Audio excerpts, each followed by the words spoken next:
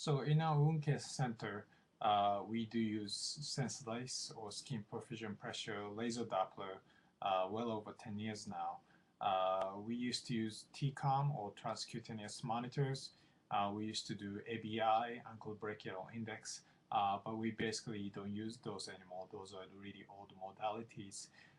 The advantage of skin perfusion pressure is obviously the speed. You can do the complete study probably in less than 5 minutes for most cases, and we get the immediate response, immediate values to each limb, and we can derive the wound healing potential based on the number of the skin perfusion pressure.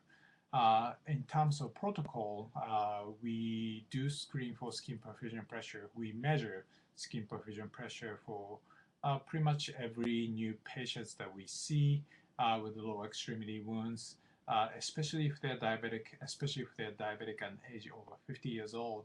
That would be one of the criteria for high risk for peripheral artery disease. So we definitely use SensiLase. We actually measure both two tests, PVR, pulse volume recording, as well as SPP, skin perfusion pressure, for any diabetic patients age 50 or over. If they're a smoker, that's one of the risk factors for peripheral artery disease.